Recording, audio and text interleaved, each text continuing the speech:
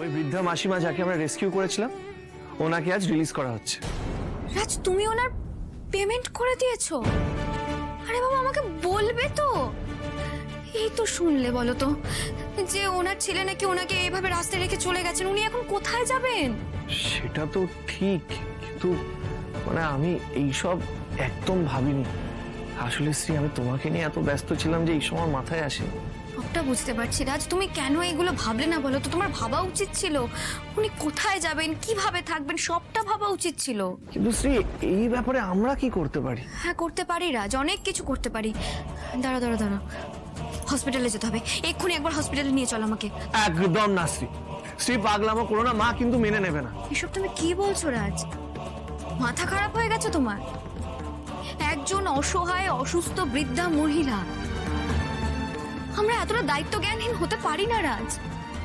উনি কোথায় থাকবেন, কিভাবে থাকবেন, কিভাবে উনি বাড়ি ফিরে যেতে পারবেন, এই সব কিছু ব্যবস্থা না করে যদি ওনাকে হসপিটাল থেকে ছেড়ে দেওয়া হয় দুম করে, তাহলে উনি বিপদে পড়ে যেতে পারেন রাজ। কিন্তু শ্রী, আমরা ওখানে গিয়ে করবোটা কি?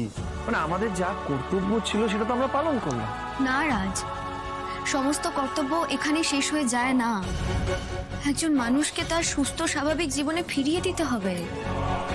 আচ্ছা আচ্ছা, ঠিক আছে, আমি বুঝলাম তুমি হয়তো ওখানে যাবে, তুমি যেতে চাইছো, কিন্তু তুমি তো ওনার ব্যাপারে সেভাবে কিছু জানো না। মানে তুমি ওইখানে গেলে ওখানে গিয়ে কি করবে আমাকে বলো। আমি ওনাকে ওখান থেকে বের করে আনবো। আমি ঠিক বুঝলাম না, তুমি ওনাকে ওখান থেকে বের করে এনে কোথায় নিয়ে যাবে?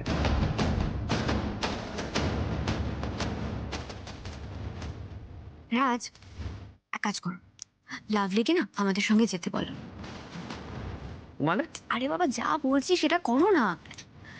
লাভলি গেলে কাজের কাজ হবে, তখন তুমি বুঝতেও পারবে আমি ওনাকে কোথায় নিয়ে যাব।